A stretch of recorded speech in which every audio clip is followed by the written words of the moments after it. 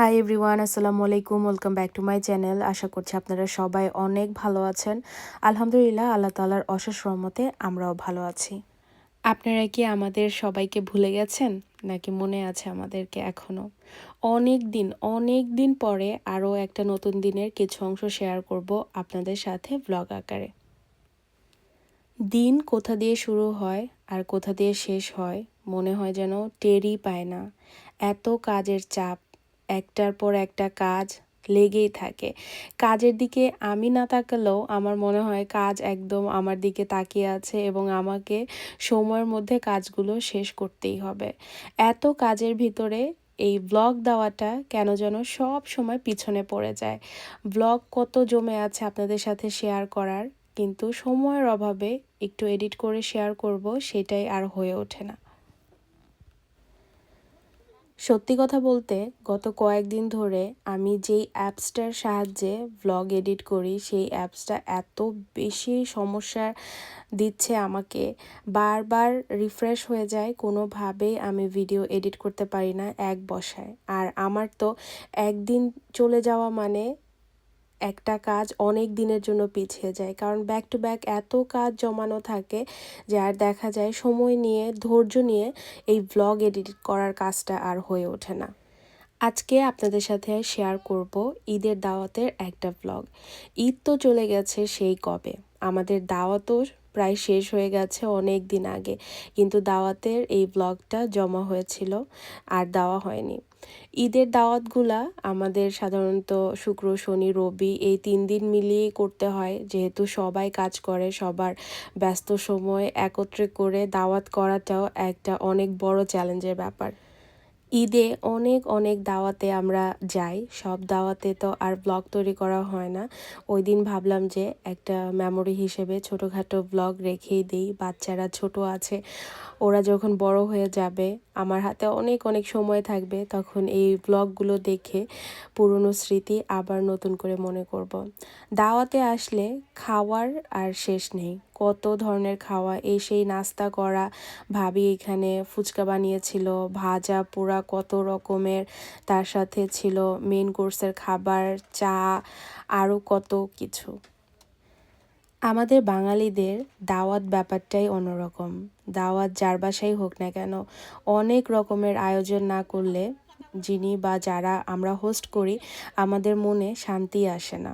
মিষ্টি ছিল কয়েক রকমের, সব মিষ্টি তো আর একটা একটা করে খাওয়া যায় না, তাই ভাবিদের সাথে শেয়ার করে মিষ্টি খাচ্ছিলাম, কারণ প্রত্যেকটা জিনিসই তো ট্রাই করতে হবে। আর দাওয়াতে গেলে এইটাই একটা আনন্দ যে অনেক রকমের খাবার একসাথে খাওয়া যায়, খুব বেশি না হলেও একটু করে তো খাওয়া যায়, কারণ একসাথে আবার অনেক ধরনের খাবার অনেক বেশিও খাওয়া যায় না, যেহেতু আমরা এত খাবার একসাথে খেয়ে অভ্যস্ত না। প্রত্যেকটা মিষ্টি এত মজার ছিল যে এখনও মুখে লেগে আছে। এগুলো বাংলাদেশ থেকে আনা ফ্রোজেন মিষ্টি।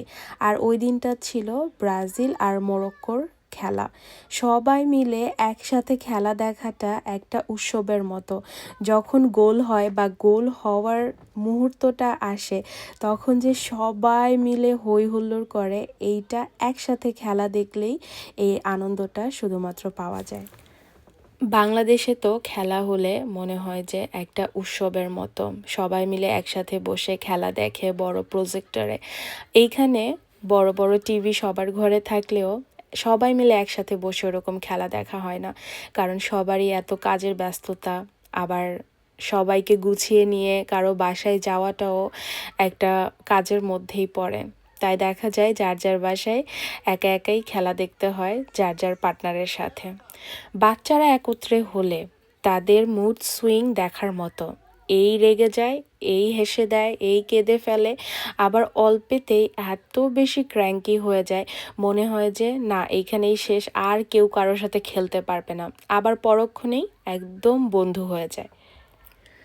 আমি দাওয়াতে গেলে চেষ্টা করি আমার ছেলে মেয়েদেরকে সবার আগে খাইয়ে দিতে, কারণ তাদের যদি পেটে ক্ষুধা থাকে আরও বেশি মন খারাপ হয়, অল্পেতেই কান্নাকাটি এত বেশি পরিমাণে করে।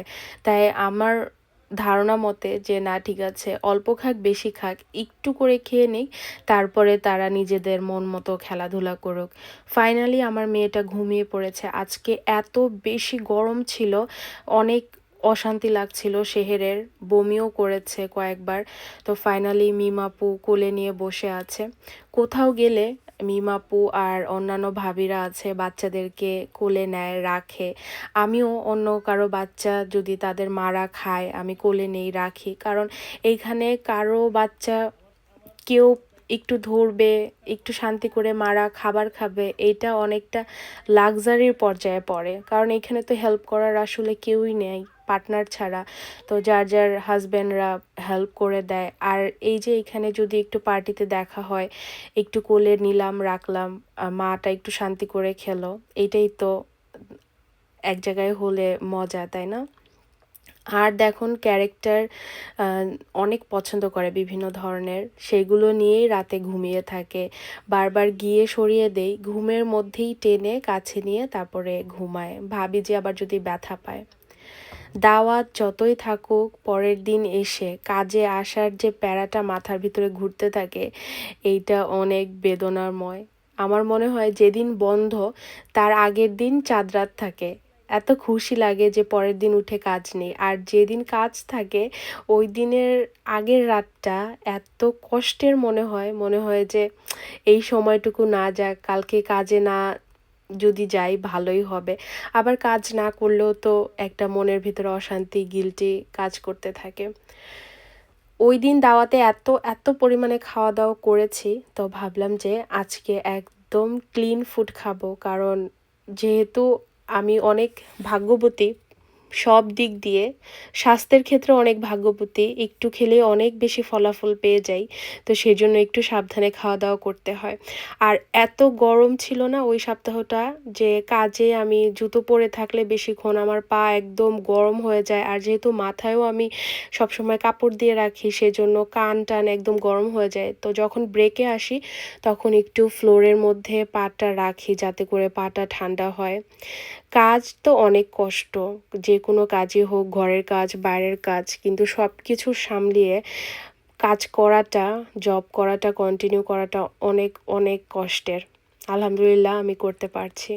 প্রত্যেকদিন কাজের শেষে টুকিটাকি কিছু না কিছু শপিং করার থাকে। তা আজকে শপিং করব বাচ্চাদের জন্য ওয়াটার কাপ।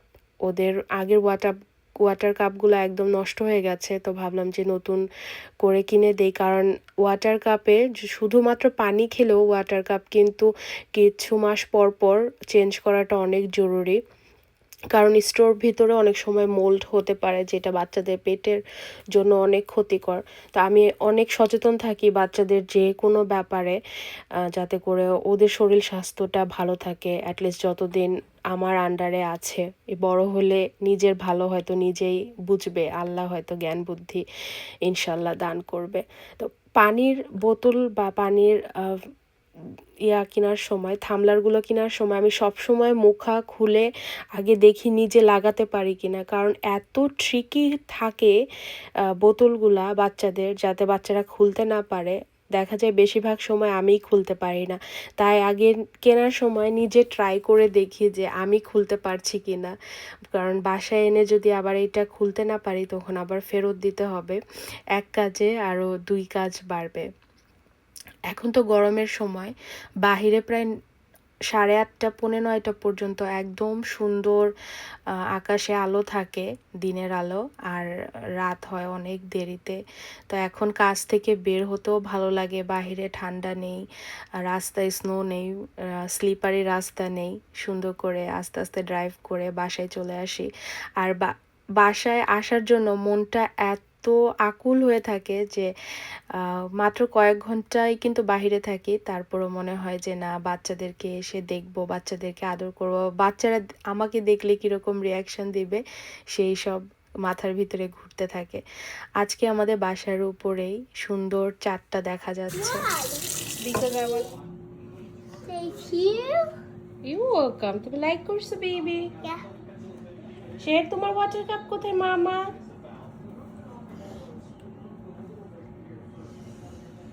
ওয়াটার খাইতে পারো? Good. One dash. এটা ব্লুই ওয়াটার কাপ Why?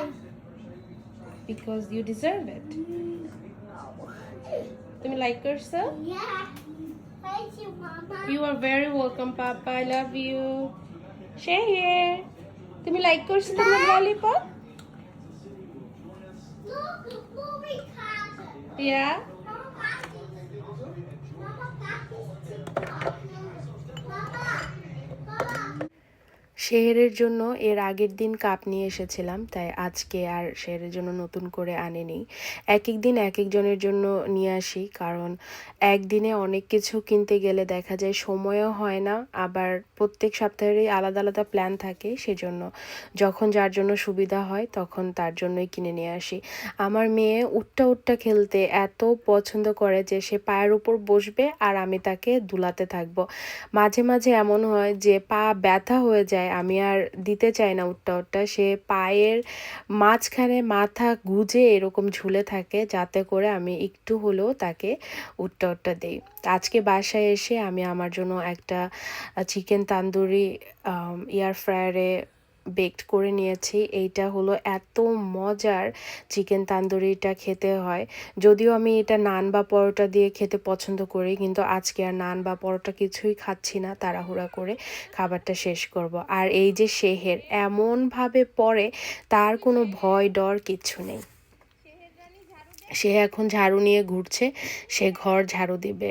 আলহামদুলিল্লাহ আমার দুইটা বাচ্চাই সারা দিন আমাকে ক্লিন করতে দেখে, তারাও আমার পেছনে পেছনে ক্লিন করতে থাকে। এইভাবেই চলছে আমাদের দিনকাল বাচ্চা কাচ্চাদের নিয়ে। আর আপনাদের কাছে অনেক অনেক দুঃখিত যে সময় মতো ব্লগ দিতে পারি না। আপনারা আমাদেরকে এত ভালোবাসা দেন, বাচ্চাদের জন্য দোয়া করবেন। ইনশাল্লাহ দেখা হবে অন্য আরেকটা দিন আমার লাইফের কোনো অংশবিশেষ নিয়ে। ততদিন পর্যন্ত আল্লাহ হাফেজ, আসসালামু আলাইকুম।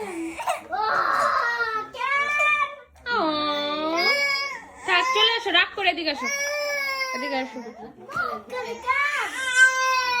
Okay, auntie gonna come back next week and auntie will play with only R. Okay? Yeah. Okay? Mama. Bye bye bye bye. Yeah. আরে বসেন। Oh, no, no, mother, kusta kusta.